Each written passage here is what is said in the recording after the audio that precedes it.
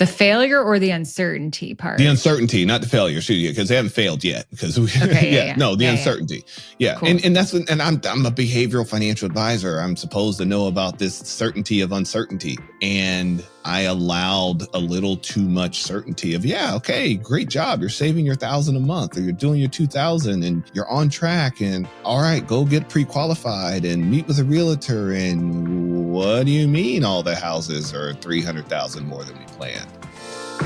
Welcome to Planning and Beyond, the show where financial planning meets human understanding. As an exceptional financial advisor, you know that financial planning is about more than just numbers. It's about giving clients the clarity they need to align their money with what matters most, which is why each episode is designed with that goal in mind.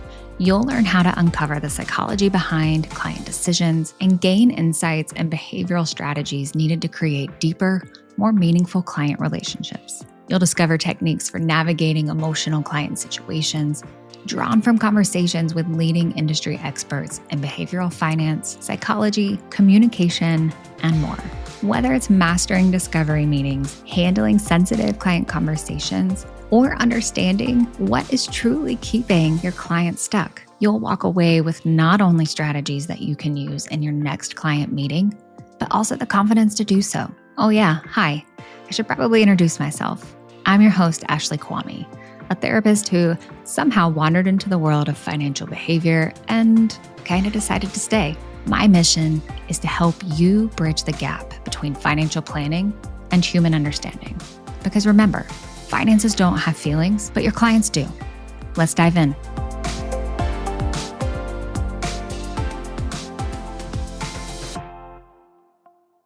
Welcome to Planning and Beyond, the podcast where financial planning meets human understanding. I'm your host, Ashley Kwame. Today, my friends, marks a pretty exciting milestone in the Planning and Beyond podcast. It is our very first case consultation episode. If you are new to the show, or if you did not listen to episode 27, the season 2 opener, here's how these case consultations work. Real advisors bring on real client scenarios that they're navigating, and together we explore the psychological dynamics, the behavioral dynamics, everything, all the stuff at play. And together we develop some strategies that you can implement in maybe similar situations. While we're diving deep into one specific case, everything that we discuss here is really designed to give you tools and insights for your own practice. All right. Today, I am joined by my friend, fellow podcast host, recently in real life friend, Yohance Harrison. IRL, recent in real life friend, Yohance Harrison, who is going to be talking about a case here I'm pretty excited about. Yohance, welcome to the show. Thank you for being our inaugural case consultation guest. Thank you, Ashley. I am excited and just as nervous as you. Okay, good. Can we get that straight out the gate? Yes. Yeah. Okay, yes. I'm just as nervous as you. And I'm excited to have this conversation with you, really, because as an independent financial advisor, I don't have the community as I like to say, at the coffee stand where I can go and just kind of talk about things with other advisors, which is one thing I do miss about being in the bigger brokerage wirehouses is I had that and I don't now. So you're creating that space for me and I appreciate that. And I cannot wait to kind of dive in just a bit. So as you mentioned, we're both podcast hosts. So we love to have these conversations and create these spaces for other advisors or professionals. So you don't have to be an advisor, but for other professionals to be able to listen in and maybe pick up a tip or two that can help them thrive in their business as well. So thank you for creating this space, Ashley. This is amazing and excited to be the first. Yeah. I don't know. Well, maybe you might regret that at the end of this. We'll see. That's true. TBD. We'll see. TBD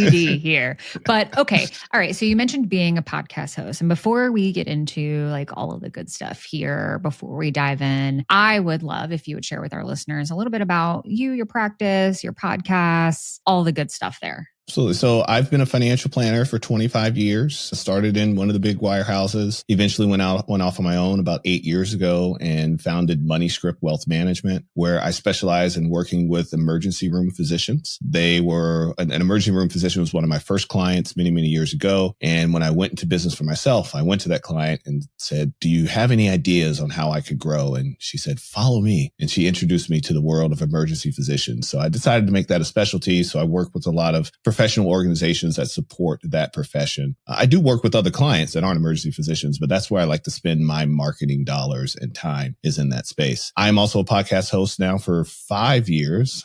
My first podcast is the MoneyScript podcast. You can find it everywhere you listen to podcasts. On that podcast, I would just talk to all my friends is where I did it. Reach out to friends and clients, and we just had conversations about money. From there, Ashley, you and I went through a podcast workshop, and I learned that I had some untapped potential in niching down, like I did with my practice, and focusing on delivering messages directly to emergency physicians and delivering messages directly to other advisors. And so I founded 2 other podcasts, Only Human, wherever you find your podcasts, where I talk to other advisors about how AI is entering into the work that we do and how we can embrace it and not fear it. And the second one is Becoming an Attending. And that is specifically for physicians that are going through medical school into their residency and then becoming an attending physician. So, and there I interview other physicians and we talk about the financial hurdles of getting through those steps because it can be tough. It can be tough. So, but we're having a lot of fun with those. So anywhere you listen to podcasts or just search my name, you'll find my podcast. Yeah.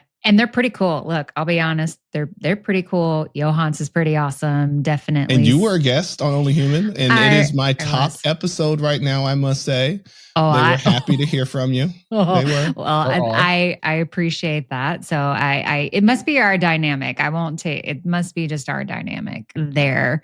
That must be what it is. All right. Well, I'm excited to dive into this case that we were just talking about before we hit record. And so why don't maybe you kind of walk us through this scenario high level here. And then we'll kind of take that like funnel approach, right? We'll start off pretty big and then really kind of get into the nitty gritty here. So I'm going to turn it over to you. Tell us about the scenario that you're bringing to the discussion here today. So high level, I was saying to you when we were preparing, I can't be alone in this. I know others are feeling this pain, but high level, it's what happens when you put together a plan for a client, for a goal, and you get to the time where they're supposed to be achieving that goal and they can't achieve it, but it's to no fault of their own. And the specific scenario is home purchase, buying a home. If we go back 5-6 years pre-COVID, I had clients coming to me with plans of buying a home. And let's speak of a client that was recently graduated out of residency, became an attending physician, and took my advice and said, let's save some money and for you to buy your first home. And when we were doing the math on how much they would need to save, I'm telling them save somewhere between 10 and 20% for the down payment. I'm telling them to focus on build their cash reserves, knock down some of those student loans a little bit, things of that nature. But when we were running the cost of home ownership, we were looking at home prices and interest rates that are nowhere near where they are today. The home prices have gone up nearly 50% in some of the cities that my clients live, and interest rates have doubled. And that just really changes the math of them being able to afford the home. And I've had multiple conversations, and one even more recently last night with a client where I said, so how are we doing with this home thing? And they're just defeated. And I'm like, what are we going to do? What we want, we can't afford. And which means we have to save more. But if we have to save more, will the houses still be there? What are interest rates going to do? I guess we're just going to be renters for life. And I feel like, that's the one extreme. You went all the way to this renters for life. Do we have to go there? And that's not a bad thing. There are no individuals that have decided to be renters for life. I get it. I think for me as an advisor, my role was to say, here's what you need to do in order to reach that goal. And we put this plan together, and then the time has come, and it's not like they don't have the down payment. It's just that their down payment won't support the new prices of the homes. And the interest rates have now affected the debt to income ratio for their ability to afford the home. And so all I can tell them is like, oh, well, instead of a 1.5 million house, just get a 1.1, or, instead of a 800,000, just get a 500,000. And it's not always that easy because a lot of thought goes into their choices of where they buy the home. If they have children, they're thinking about school districts, or if they have family nearby, they want to be near, they want to be in the community that they like. They don't want to go too far from work because then they have to commute. So yeah, I'm looking for some, I don't just want to look at them and smile and nod and say, oh, too bad, or just save more. I feel like there's as we spoke about on our podcast, there's an emotional intelligence piece here that I may be missing, so that I can feel more confident in how to enter in those conversations. Because that's the thing, I know what's going on before I get to the meeting, because I haven't got the call say, hey, we bought a house, or hey, we put an offer in.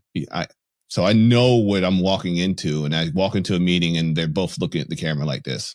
I'm like, oh, okay. So how's your day? Here we go. Right. Yeah. All right. So there's two components here. Like when I'm listening to you talk about this, and for those of you listening, like, I think that this is true actually in every scenario, which I want to make mention of, but there's two components here that I'm hearing from you. There's the client side, right? Like I hear you saying, hey, I'd like to know how to navigate kind of this scenario, this situation. I kind of know what's happening, but like the emotional part, right? Like you don't need help on the technical side. The math ain't mathin', right? Plans change, math ain't mathin', but there's an emotional component here, right? That it sounds like there's some stuckedness. I don't know if that's a word. I just kind of use it. Now. I use it like it is, but I'm not sure if it is. But there's like a level of stuckedness, right, on the emotional navigation piece. And then Yohance, I also like kind of noticed you started talking kind of fast there, like telling me about the client scenario. And then I watched, and for those of you, this isn't on video, but like you probably heard Yohance do the like the sigh, right? And as I am implementing some of what I teach, like whole body listening, strategic listening, like I just watched like your voice telling me about this case scenario, like start to speed up, like the speed in which it was speeding up. And I watched you and I watched your body language. And then I saw you like kind of take this sigh and component. And so I'm highlighting that right now very explicitly because there is a client navigation emotional piece, but dude, there's also like a you piece to this as well. No, I feel defeated. That was what I was. I feel like, wait, I had one job, and I failed. I haven't helped you get the house, and I don't know how to help you emotionally navigate. Other than, like you said, the math isn't math. I save more money, be okay with spending more, or whatever. There's those financial components of it, or sorry, your kids aren't going to private school if you want the house. But I also feel like, wait, if I could go back in time, knowing what I know now, of course, I feel I could have done a better job of emotionally preparing them for the failure that they don't have control over. The failure or the uncertainty part? The uncertainty, not the failure, because they haven't failed yet. Because the uncertainty. Yeah. Cool. And I'm a behavioral financial advisor. I'm supposed to know about this certainty of uncertainty. And I allowed a little too much certainty of, okay, great job. You're saving your $1,000 a month, or you're doing your $2,000 and you're on track, and all right, go get pre-qualified and meet with a realtor. And what do you mean all the houses are $300,000 more than we planned? Yeah. So we're talking about like two different like components here. There's a you component, the you factor, right?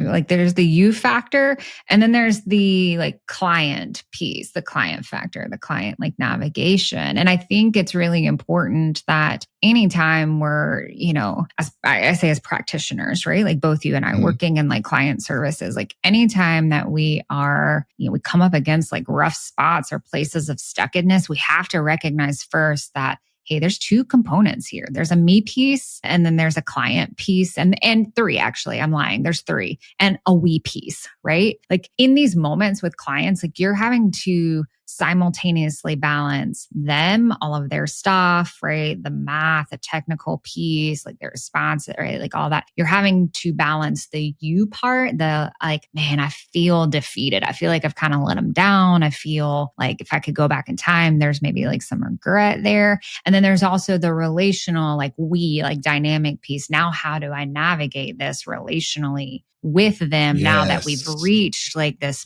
point, So like there's three components here that we're talking about. All right, I'm going to ask you, because listen, and this was not part of like the perfect plan that I wrote down for like this episode. So go with me, go with me, friend. Let me put my seatbelt on. Hold on. Put it on. Yeah, you better tighten it too. All right. So like for you, and I think that this will bring value to everyone that's listening. Let's pick one of those three and let's start. Where do you want to go first? You want to dive into the you advisor piece? You want to dive into the we relational, or kind of like the client, and what you thinking? I want to be selfish. I want to dive into the me piece because I want to take responsibility, and I plan to be an advisor for another couple of decades. So I want to learn how to do better with this. Cool. Okay. Yeah. No, like that's the part that I'm gonna get most excited about is like, yeah, it's the easiest one in my book, right? For me, I'm like, yeah, let's talk about you. Of course it's easy for you. It's about me. Go ahead.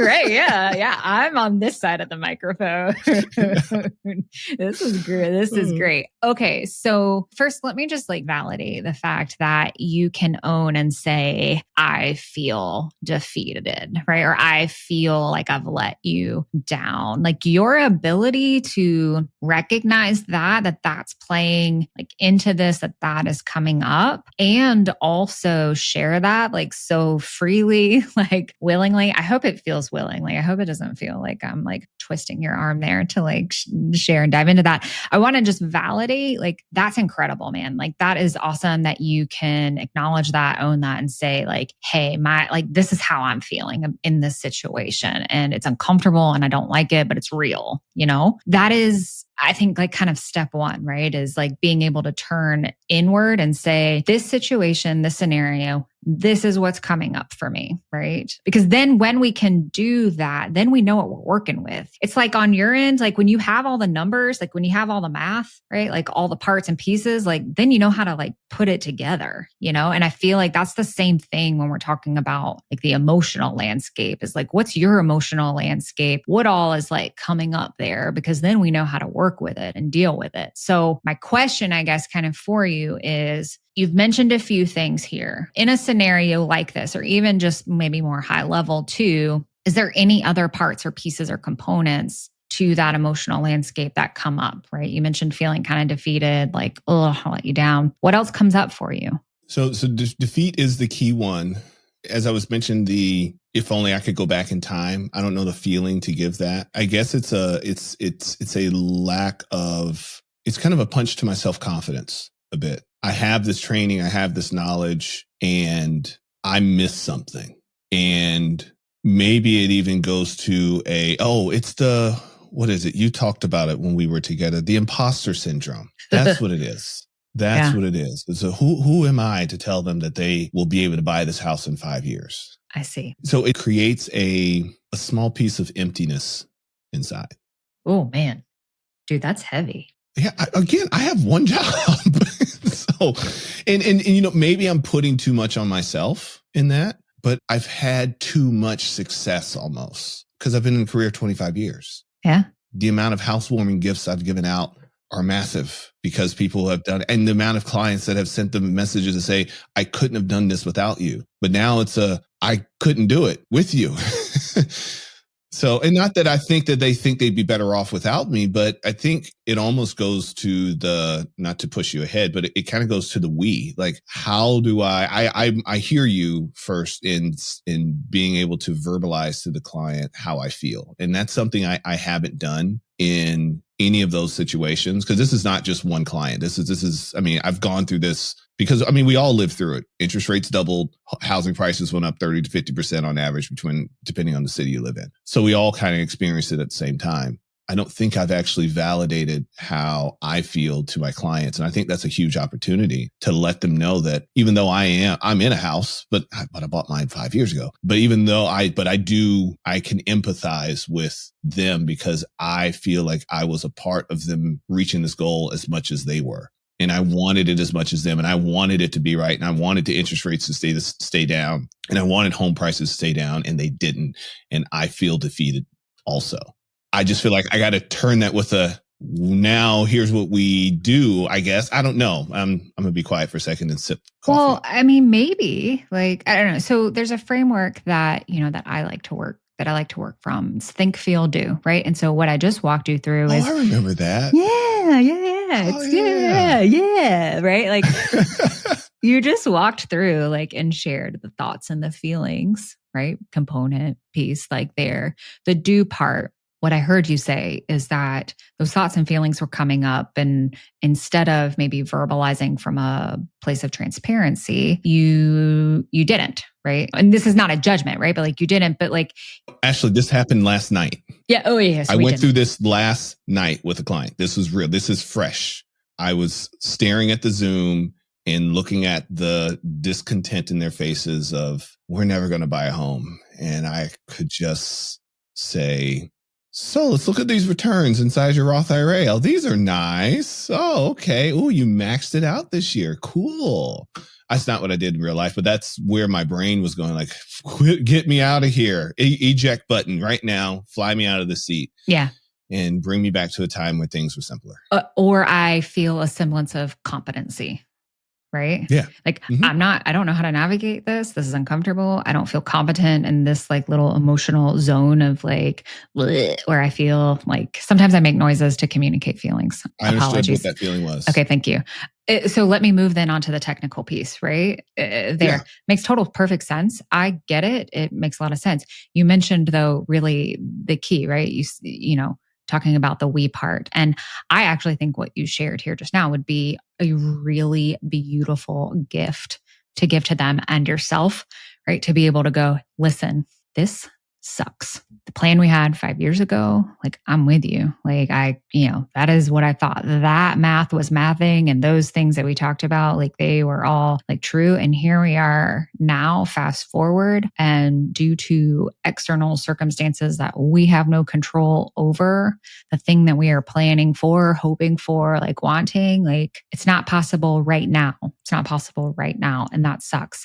And I feel, however it is that you want to describe emotionally, right? Your just own landscape, right? I'm in the trench with you, and that stinks. And if I had a magic wand and I could go back, I think I probably would have prepared you guys a little bit better for the emotional uncertainty. And I regret and take ownership over that piece, right? I couldn't have seen this coming, but I can say that, man, here's how, if I could go back, here's what I would do. I that's one, I'll say that's really bold to be able to do that. It's vulnerable. And I know that for a lot of people, it feels risky. What? I can't go back to my clients and be yo, mea culpa, messed up. I should have done this better. No, but I feel that if I don't, I'm going to get an ACAT. If I don't own this and show that I'm vulnerable, that I'm human, that I was a part of the best laid plans as well, and I was rooting for them, and we didn't win. It's like the I'm sorry to use a sports analogy, but it's like the coach of the basketball, baseball, whatever team takes them all the way to the championship, and then they lose. And who said it's the coach's fault? It's not always the coach. No, the mistakes were made. But the coach was there with them all the way through the trenches, preparing them all the way. But somewhere something was amiss. So I think having that empathy as the coach, as the advisor, I think can go a long way with the players, AKA the clients. And I think that's what made some of the greater coaches that we know, they lost too, a lot. But it was that if you hear any of the players talk about those coaches, they talk about the emotional intelligence that those coaches had in the good times and in the bad. And I think that's what I get to do. And I feel better already. I love your sports analogy. One, because I do enjoy sports. And I think it is a perfect analogy, right? Because, you have a level of, influence you're not on the field playing the game, but there is a level of influence there. And, I do think to like acknowledge that, like it makes you a great coach. It's what makes you a great advisor. Okay. So you just said that you feel better already. I know like some forecasting, I know that can be emotional forecasting can be a little dangerous. I recognize that, but let's just kind of fast forward here. Let's put you like next week, next Tuesday, you're meeting with this client. You share with them like, hey, look, that meeting we had last week, like, can I just like pause and just kind of take a moment and just kind of share this with you, right? And you share all these like wonderful, lovely, like super like touchy-feely things, right? That we just talked about. What do you think you're going to be feeling after sharing all of that with them?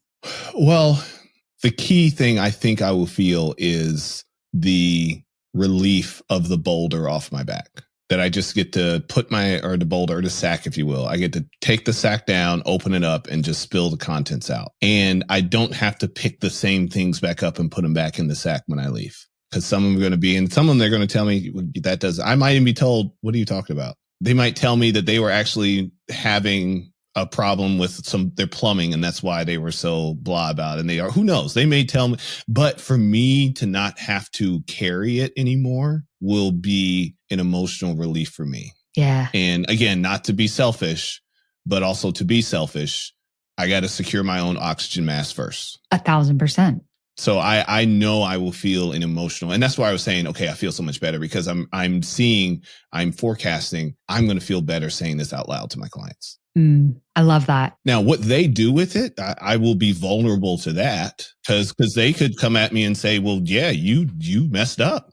They can then should me for the next 10 minutes if they want to. And I'm okay with that. I'd rather have that. I'd rather them unpack their sack as well, or else they're also carrying that around into all of our meetings and not letting out. So I'd rather have the tough conversation with them because that's only going to improve our relationship. And it's going to make us both think twice about the next plan. And I want them to challenge me and say, okay, can we talk about what if this doesn't work out? Yes, let's go through some, because I feel like I again, as I think about this one client in particular, the income was good. The amount of debt there were so many things that were going well for them. It was, you're going to be fine. What are you worried about? Just keep saving your money and everything's going to be fine. And then the whole world changed. Yeah. Yeah. And it was one of those things was like, we weren't taking risk with their down payment. It was like, no, the down payment is there. It's just a down payment for $1 million instead of a down payment for 1.5.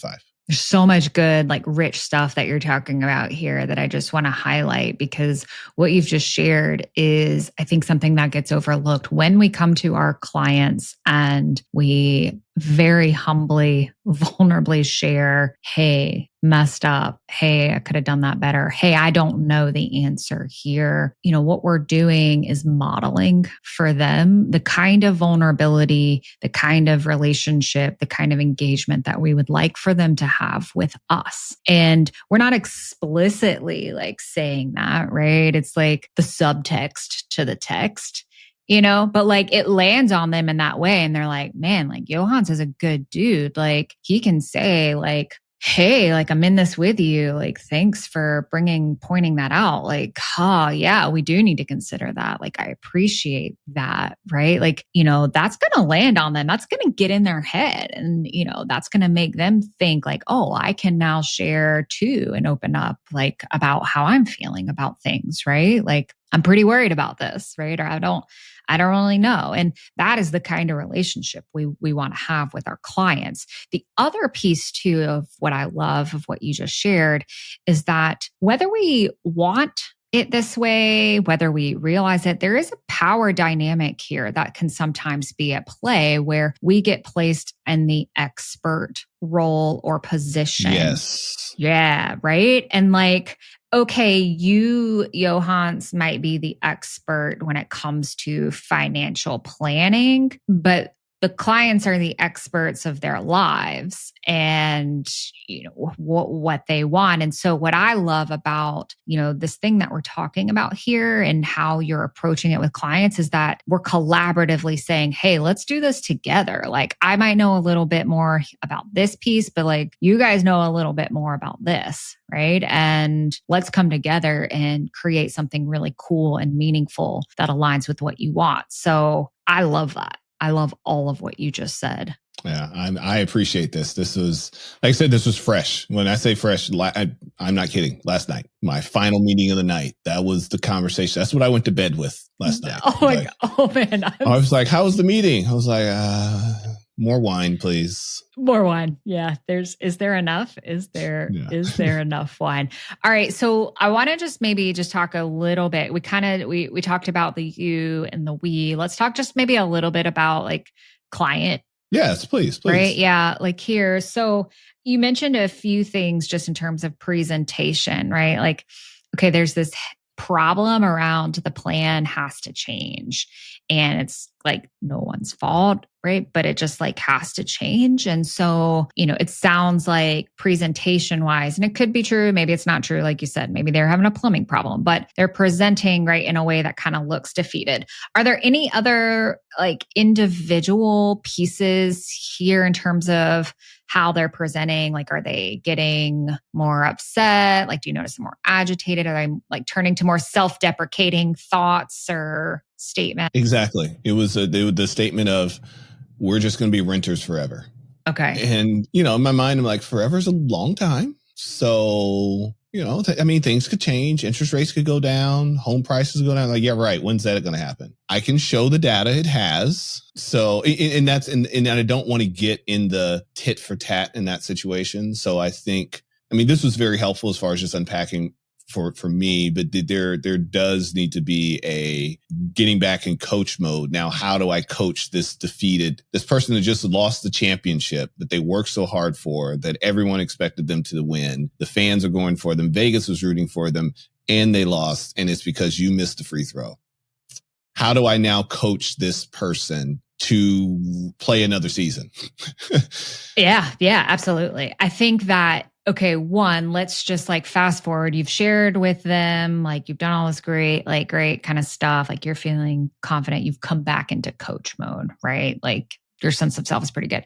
Like, first and foremost, we have to allow clients to feel what it is that they're feeling. Like it sounds like this client, like they're pretty, like you said, defeated, right? And they're then, almost kind of sort of like catastrophizing, right? They're going to like the extremes, like the absolutes, like the I'm never gonna like I'm always gonna rent. Like they're using that extreme like kind of language there. The absolutes. I hate them. I hate that. I hate I absolutely hate them. Yes.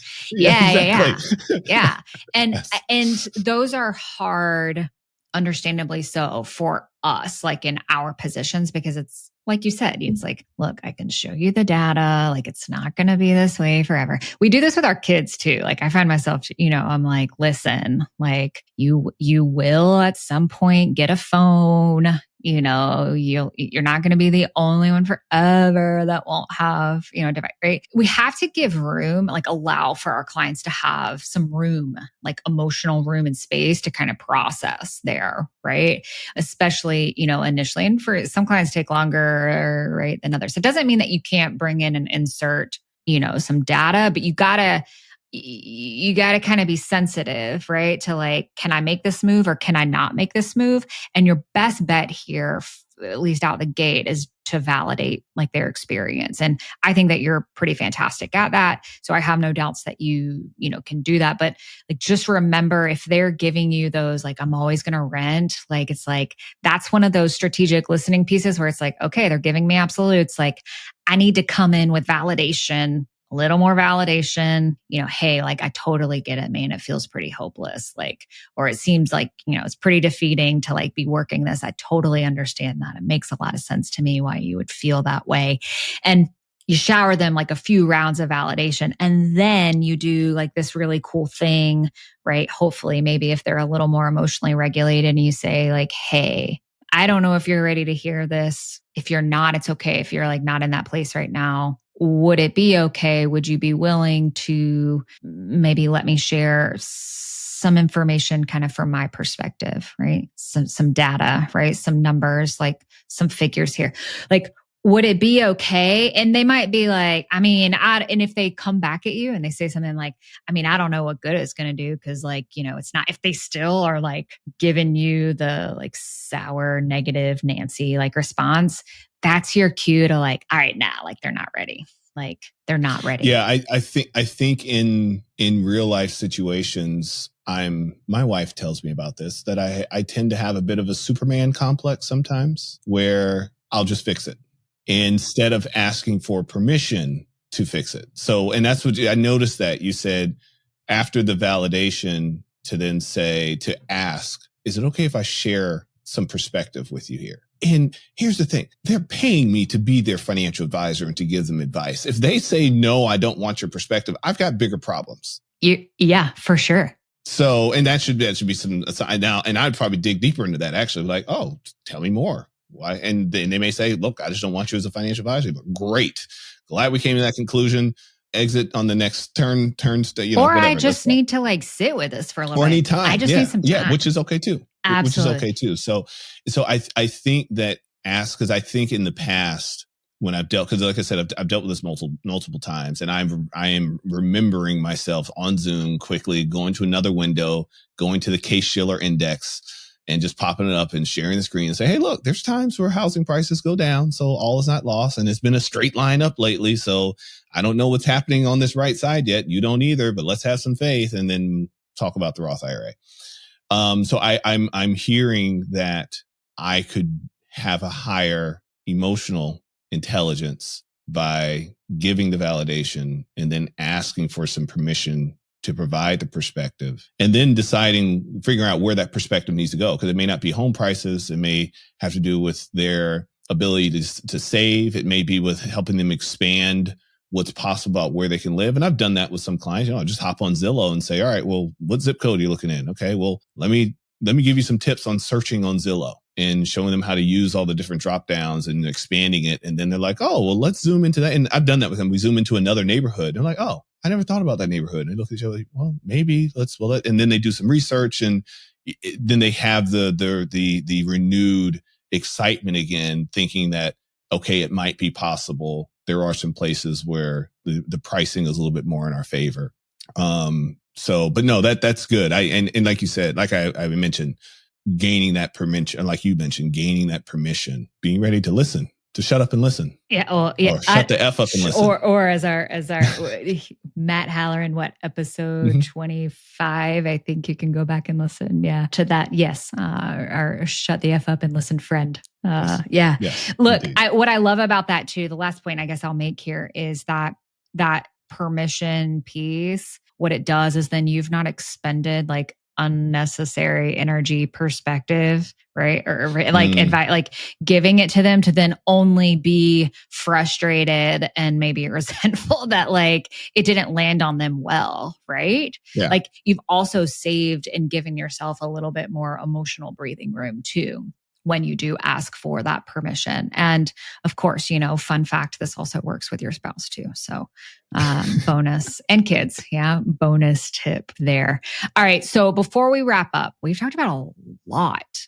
That was good. They could so much for my second scenario. I guess I'm gonna have to come back. Right. Another time Yeah. We will. Yeah, for sure. Yeah. We didn't even there's no way we were going to get through that. No, but this was, Ashley, thank you for allowing me to be the inaugural advisor guest for this. This was extremely helpful. Now, the only thing I regret is that I wasn't taking notes. So as soon as we hang up, I'm going to brain dump, but then I'll be waiting for this episode to release so I can hear it again a couple of times. Listen, friend, I got you. Yeah, I got you. Right. Don't worry. I got you. Okay. All right. Let's just recap here because we have talked about a lot, and I need in order to synthesize all of this, like I need to kind of recap this in my brain. Okay. So we talked about from today, we talked about that there's really three components when we're talking about a case, right? There's the you advisor piece, there is the client piece, and then there's the we piece, right? So for those of you, right, kind of listening, I want you, when you're up against kind of a client scenario, right, remember that there are three components here. And if we can dig in deep to each of those three, you can use my think, feel, do framework if you want, or just explore what's coming up. But like think about those in terms of three, right, kind of different areas. See what comes up, right? what's the landscape that's really like at play here? All right. So that would be kind of takeaway number one. Takeaway number two from what I'm hearing is like validation can be helpful. Validation can be pretty key in terms of emotionally regulating ourselves, but also our client. And then I'm putting you on the spot here, friend. Like third takeaway, like what would you say? Like for listeners, for advisors, what would you want them to leave and take away from this? I would want them to remember that it's okay to pause, freeze a moment, and in that moment, ask for permission before you jump into telling them what they need to hear. Because in that situation, what was happening is I was doing let me tell you what you need to hear from me versus it being for them. They needed more of the emotional piece, and then I needed permission to give them the technical piece. So that would be my third is gain permission in those situations, gain permission before you go technical again, or else you're just doing it for yourself. I love that. Yeah, that is so good. That's a perfect way to wrap us up. So my challenge for all of you listening is in your next meeting, the next week or two, what have you, is pay attention to these three things, these three takeaways that Yohance and I just mentioned here. See what comes up. Use the strategic listening framework that I talked about in episode 27. You can go back and listen to that. See what maybe you might have missed. Yohance, thank you so much, my friend. Thank you so much for being vulnerable enough to bring this case and your own self here to our listeners, for all of us to learn from. Your willingness to explore these dynamics, I have no doubt that it's going to be helping everyone who's listening here to be able to serve their clients more effectively and also themselves as well. So I would love to have you back on to talk about anything and all thing cases. We might just have to make that happen. So we just might. Thank you to all of you for tuning in and allowing Yohance and I into your ears and into your mind today.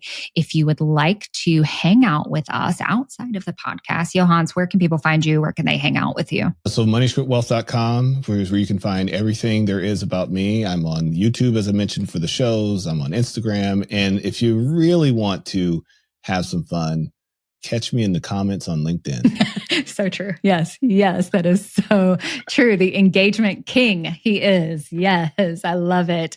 We'll make sure that we link all of that in the show notes. You can also find me on LinkedIn, where I like to hang out. I need to be more in the comments. I need to do better about hanging out in the comments, but you can find me there. You can find me there. You can also follow the Planning and Beyond podcast on all of your podcast platforms. We're also now on YouTube, so you can find us on YouTube. Whoop, whoop. Yeah, making big things happen. So supposedly that's the place to be now. I don't know, man. I guess it is. I'm going to try it out and see. We'll see. I'll keep you posted.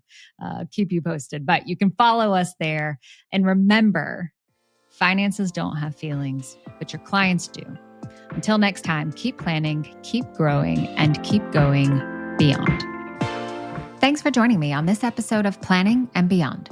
I hope you found today's insights valuable and inspiring for both your practice and your personal growth. If you enjoyed the show, please subscribe and leave a review on your favorite podcast platform. Your feedback helps us reach more advisors like you who are dedicated to making a difference. For more resources, tips, and to continue the conversation, visit our website at beyondthefp.com. You'll find articles, tools, and information about upcoming episodes designed to support your journey and practice.